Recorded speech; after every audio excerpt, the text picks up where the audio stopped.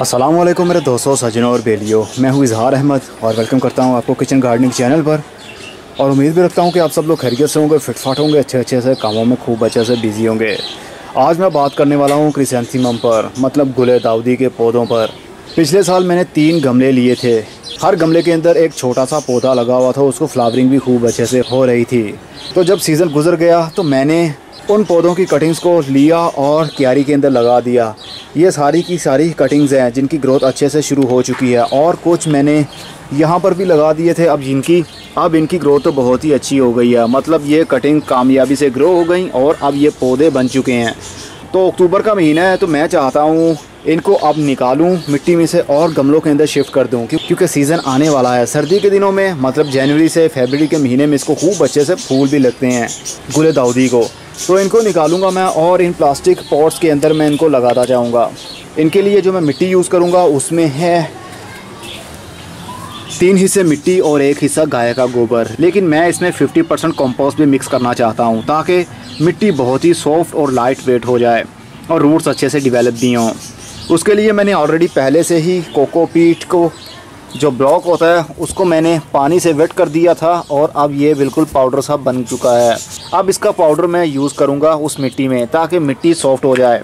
अगर आप चाहें तो 50% कोकोपीट और 50% मिट्टी के अंदर भी पौधों को लगाया जा सकता है, लेकिन इन 2 चीज़ों में खाद नहीं होती। खाद के लिए या तो हमें गाय का गोबर यूज़ करना पड़ता है या फिर पत्तों की खाद यूज़ करना पड़ती है, ताकि रूट्स को थोड़ी बहुत पावर भी मिले। गमलों के अंदर मैंने मिट्टी भर ली है और अब टाइम है पौधों को इन गमलों के अंदर लगाने का। ज़मीन के अंदर से जब भी पौधा उखाड़ना हो तो सबसे पहले उसकी मिट्टी को सॉफ्ट किया जाए किसी फ्लैट टूल से। आगे से उसकी धार तेज़ नहीं होनी चाहिए, मतलब छुरी चाकू से आप मत कीजिएगा। सबसे पहले हम मिट्टी को सॉफ्ट करेंगे होल्स करके, ताकि पौधे के साथ उसकी रूट्स आराम से बाहर निकल आएँ। अगर हम छुरी से करेंगे तो छुरी से रूट्स कट जाएंगी और आपका पौधा बेकार हो जाएगा। तो ये हमारा पौधा और उसके साथ उसका रूट बॉल। तो अब इसको हम ट्रांसप्लांट करते हैं।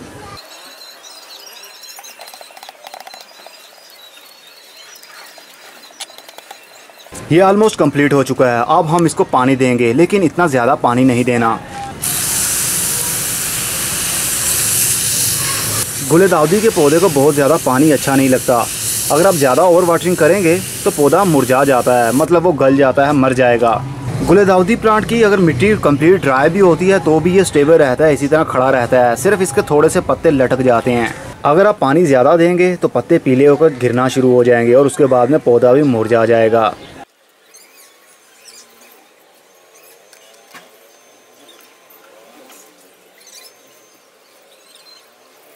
तो हमारा एक पौधा ये आ गया, इसकी रूट्स भी विजिबल हो चुकी हैं।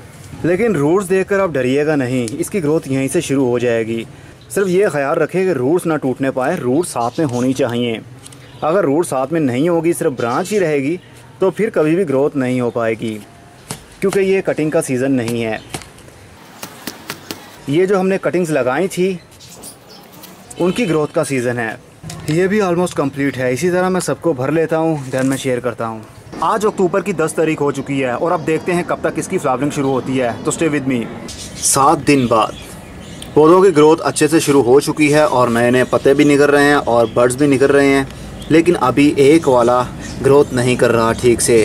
ये वही है जिसकी रूट्स विजिबल हो गई थी, लेकिन देखते हैं इसकी ग्रोथ शुरू होती है या नहीं। लेकिन बाकी सभी की ग्रोथ अच्छे से शुरू हो गई है और नए नए पत्ते भी निकल रहे हैं। गुले दाऊदी को आपने ज़्यादा ओवर वाटरिंग नहीं करनी, क्योंकि गुले दाऊदी को ओवर वाटरिंग करेंगे तो इसकी ग्रोथ रुक जाती है। इसलिए हल्का हल्का सा मॉइस्ट ही आपने रखना है। 7 दिनों में सिर्फ एक बार ही मैंने इसको पानी दिया है और हमने प्लास्टिक के पॉट्स यूज़ किए हैं, इसके अंदर पानी जल्दी उड़ता नहीं है। 14 दिन बाद सभी पौधे सेटल हो चुके हैं इस मिट्टी के अंदर, और जो मुरझाए हुए दिख रहे थे वो भी अच्छे से ग्रोथ में आ चुके हैं। ये चारों आई थिंक एक ही नस्ल के हैं और एक ये वाला किसी और नस्ल से है, मतलब इसके पत्तों का शेप ही आपको बता रहा होगा। ये कोई और स्पीशी है और ये वाली कोई और है। एनीवे 19 दिन बाद बहुत से पौधों की बडिंग शुरू हो चुकी है और ये देखिए इनके कलियां तो अब खिलने भी वाली हैं। इनका बड काफ़ी बड़े साइज़ का हो रहा है, कुछ ही दिनों में ये खिल जाएगा।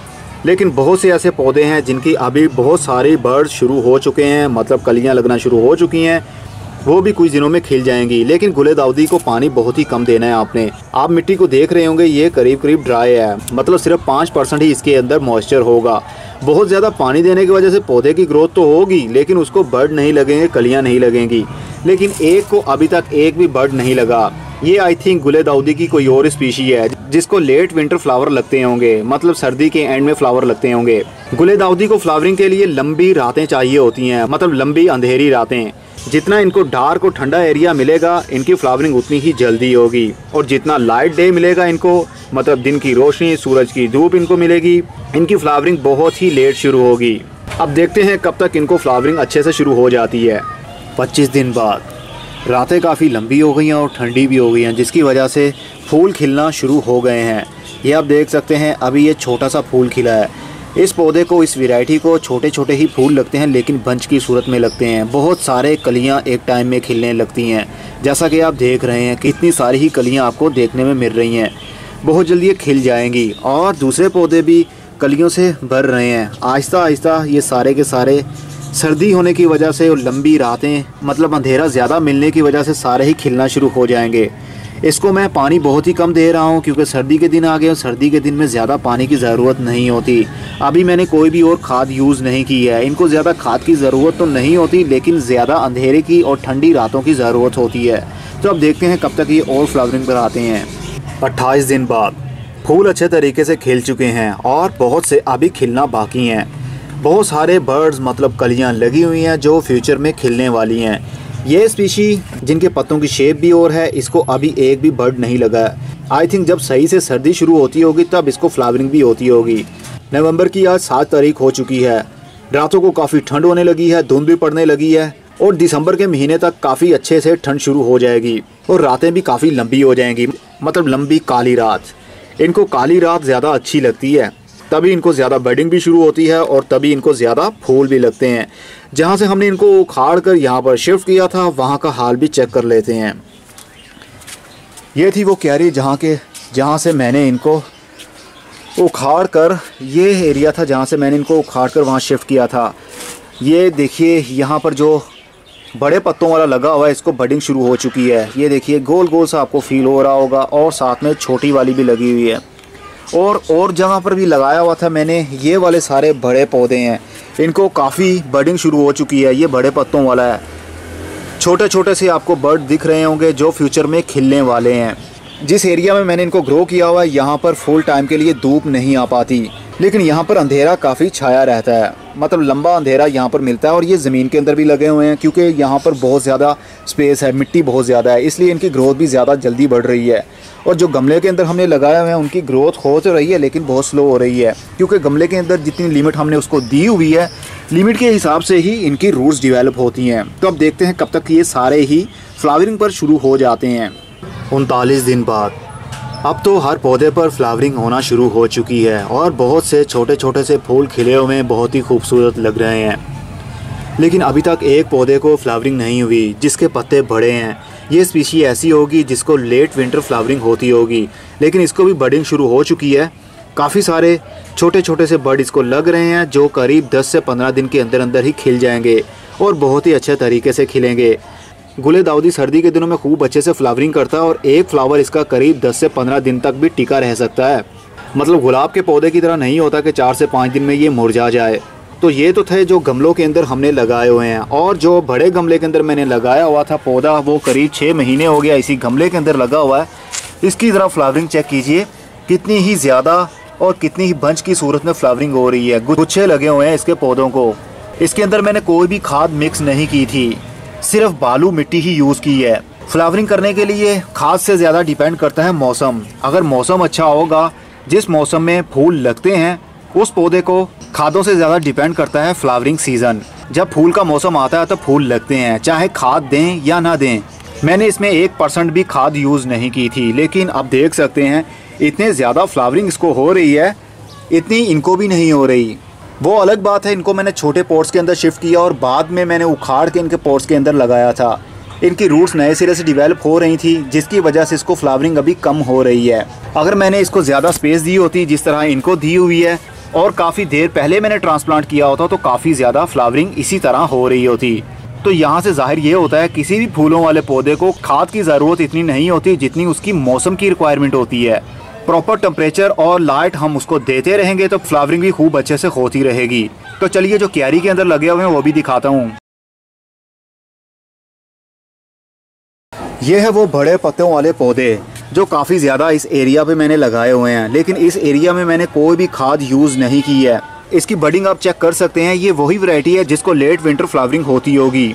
इसको बहुत ज़्यादा बडिंग शुरू हो चुकी है। करीब 10 से 15 दिन में ये अच्छे तरीके से खिल जाएंगे और इतने ज़्यादा खिलेंगे कि देखने में बहुत ही खूबसूरत लगेंगे। आई थिंक ये पर्पल कलर के फूल होंगे। जब फूल लगेंगे तब देखेंगे। मैं आपका फोकस इस साइड पर दिलवाना चाह रहा हूँ कि खादों पर आप फोकस मत रखा करें। जिस पौधे के लिए जो मौसम हो उसी मौसम में वो अच्छे से ग्रोथ भी करता है और उसको फ्लावरिंग भी होती है। मतलब टेम्परेचर और लाइट, ये दो चीज़ें ऐसी होती हैं हर पौधे की ग्रोथ के लिए और उसकी फ्रूटिंग और फ्लावरिंग के लिए। तो अब देखते हैं दूसरों को कब तक फ्लावरिंग शुरू होती है। तो आप मेरे साथ रहिए। 54 दिन बाद करीब सभी पौधों को अच्छे से फ्लावरिंग भी हो रही है और कुछ के तो अभी खिल रहे हैं और कुछ के खिलने के बाद में मुरझाना शुरू भी हो गए हैं। लेकिन ये फूल जल्दी मुरझाते नहीं हैं। करीब 15 दिन तक भी एक फूल टिका रह सकता है, मतलब अच्छे तरीके से खिला रह सकता है। गुले दाउदी के फूलों से खुशबू नहीं आती लेकिन काफ़ी देर तक ये टिकाऊ होते हैं। सर्दी के दिनों में जब ये फ्लावरिंग करते हैं तो यकीन मानिए बहुत ही खूबसूरत लगते हैं। इस पौधे का एक दूसरे को गिफ्ट दिया जाए तो बहुत ही खूबसूरत लगता है और जब पौधा फूलों पर आया हो तब इसका गिफ्ट किया जाए तो यकीन मानिए गिफ्ट लेने वाले को बहुत ही अच्छा लगता है। तो हमारे सभी पौधों की ग्रोथ भी अच्छी और फ्लावरिंग भी अच्छी, लेकिन एक की अभी तक फ्लावरिंग शुरू नहीं हुई लेकिन बडिंग शुरू हो चुकी है। ये होगी लेट वैरायटी और ये होगी अर्ली वैरायटी। अर्ली वैरायटी और लेट वैरायटी से मतलब ये है कि कुछ ऐसे पौधे होते हैं, मतलब कुछ स्पीशी, कुछ नस्लें ऐसी होती हैं जो मौसम शुरू होने से पहले ही फ्लावरिंग पर आ जाती हैं और कुछ ऐसी होती हैं जो सीज़न शुरू होने के बीच में आती हैं या फिर एंड में आती हैं। इसलिए कभी भी ये घबराना नहीं चाहिए कि सीज़न शुरू हो गया, हमारे गुलाब के पौधे को फूल क्यों नहीं लग रहे या किसी और पौधे को फूल क्यों नहीं लग रहे। बेसिकली ये डिपेंड करता है वैरायटी के ऊपर, अर्ली वैरायटी है या फिर लेट वैरायटी है। तो इस वीडियो में आपने देखा किस तरह हमने इनको उखाड़ा और गमलों के अंदर शिफ्ट किया। और दूसरा पौधा दिखाता हूँ जिसके अंदर 1% भी मैंने खाद यूज़ नहीं की थी और उसकी फ्लावरिंग कैसी चल रही है। ये रहा वो वाला पौधा जिसकी कमाल की फ्लावरिंग शुरू हो चुकी है और बहुत ही ज़बरदस्त तरीके से ये खिल रहे हैं। डे बाय डे ब्लूमिंग होती ही रहती है, कोई ना कोई फूल खिल रहा है। और जब ये खिल जाएंगे उसके बाद क्या पौधा मर जाएगा, ये भी आपका जवाब देता हूँ। और जो ये वाली वैरायटी है बड़े पत्तों वाली, इसको लाल रंग के फूल लगेंगे। इसको बडिंग बहुत ही अच्छे तरीके से शुरू है और बहुत जल्द ये ब्लूमिंग पर भी आ जाएगा। इसकी कलियाँ खिल जाएंगी। सर्दी के दिनों में गुले दाउदी की ग्रोथ रुक जाती है, मतलब पत्तों की ग्रोथ, टहनियों की ग्रोथ नहीं होती, सिर्फ फ्लावरिंग के ऊपर उनका जोर होता है क्योंकि ये सीज़न होता है उनके फूलों का। इसलिए पौधों के पत्ते ना आ रहे हों तो आपने घबराना नहीं और ना ही ज़्यादा खाद देनी है और ना ही ज़्यादा ओवर वाटरिंग करनी है। चलिए इनके मदर प्लांट्स आपको दिखाता हूँ जो ज़मीन के अंदर लगे हुए थे, मतलब बड़ी क्यारी के अंदर। उनको अब फ्लावरिंग भी शुरू हो चुकी है। ये आप फूल देख सकते हैं, कलियाँ खिलना शुरू हो गई हैं, लाल रंग के फूल लगेंगे और जब ये कंप्लीट खिलेंगे, मतलब बंच की सूरत में, इतने अभी आपको पत्ते दिख नहीं रहे होंगे जितनी आपको ये कलियां दिख रही हैं। और जब ये खिलेंगी तो ज़रा सोचिए कितना ही प्यारा लगेगा। इसको भी मैंने कोई खाद नहीं दी। मैं आपको बताना ये चाहता हूँ कि गुले दाउदी को या गुलाब के पौधों को या कोई भी ऐसा पौधा हो, उनको खाद की बजाय मौसम अच्छा आप प्रोवाइड करें। उनकी मतलब की रात हो, उनके मतलब का दिन हो, तो उनकी फ्लावरिंग भी होती है। क्योंकि फूलों वाले पौधे की नेचर ही यही होती है कि उसने फूल देने ही देने हैं, मगर वो फूल तब देगा जब उसको हम माहौल वो वाला देंगे। गुले दाउदी को लंबी ठंडी रातें बहुत अच्छी लगती हैं अपनी फ्लावरिंग के लिए। जब लंबी ठंडी रातें हम देंगे, सर्दी की रातें लंबी होती हैं तो उसको फ्लावरिंग भी ज़्यादा होती है। और अगर हम ज़्यादा लंबा दिन देंगे, गर्मी के दिन जैसे लंबे होते हैं, ऐसे मौसम में पौधों की ग्रोथ होगी, उनकी टहनियाँ निकलेंगी, पौधे डिवाइड होंगे, उनके पत्ते नए नए आएंगे। बस समझ लीजिए गर्मी के दिनों में पौधे की ग्रोथ होगी और सर्दी के दिनों में फूलों की ग्रोथ। और जब फूल खिल जाते हैं तो उसके बाद में क्या करना चाहिए, ये बहुत ही नोट करने वाली बात है। हम शौकिया नर्सरी से पौधे ले आते हैं जिसको फूल लगे होते हैं और हमारी कोशिश यही होती है कि फूल जल्दी मुरझा ना जाए। और जब वो मुरझा रहा होता है तब भी हम यही कहते हैं कि अभी भी वो पौधे के ऊपर टिका रहे। लेकिन वो स्टेज होती है कि हम पिंच कर दें फूल को, मतलब फूल को हम काट दें। अगर हम नहीं काटते तो हर पौधा फ्लावरिंग के बाद में ये समझता है कि मेरी लाइफ का साइकिल अब पूरा हो चुका है, अब मुझे मरना चाहिए। मतलब मैं इस दुनिया में आया था, फ्लावरिंग की अच्छे तरीके से, अब फ्लावरिंग मुरझा रही है, अब मेरी लाइफ पूरी हो रही है। तो पौधे मुरझाना शुरू हो जाते हैं। इसलिए जब भी फूल खिल जाएं, कोई भी पौधा हो, चाहे गुलाब का पौधा हो, चाहे मोतिये का पौधा हो, जैस्मीन का पौधा हो, गुलेदाउदी हो, कोई भी फूलों वाला पौधा हो, जब वो मुरझा रहा हो, मतलब उसका फूल मुरझा रहा हो, तो उसको पिंच कर दें, उसको अपनी चुटकी से ही काट दें, नाखून से लें और काट दें। करीब 1 से 2 इंच टहनी आप काट सकते हैं फूल वाली। इससे ये होगा कि पौधे की लाइफ और भी बड़ी हो जाएगी, मतलब लॉन्ग लाइफ ये आपके पास रह पाएगा। फूल काट देने से उसकी ब्रांचेस को ये फील होता है कि मैंने तो अभी फ्लावरिंग की ही नहीं, तो दोबारा से उसकी नई नई ब्रांचेस निकलती हैं वहाँ से और बडिंग भी शुरू हो जाती है। होपफुली आपको अच्छे से पता चल रहा होगा। पिछले साल मेरे पास सिर्फ 3 पौधे थे जो मैं नर्सरी से लेकर आया था गुलेदाउदी के, एक वाइट कलर वाला, एक रेड कलर वाला और एक ब्लू कलर वाला। लेकिन ब्लू कलर वाले की केयर मैं नहीं कर पाया क्योंकि मुझे इतना अंदाज़ा नहीं था। लेकिन जैसे जैसे मुझे एक्सपीरियंस हुआ तो ज़रा देखिए अब कितने सारे पौधे मेरे पास हो गए हैं। अभी भी क्यारी के अंदर भी लगे हुए हैं।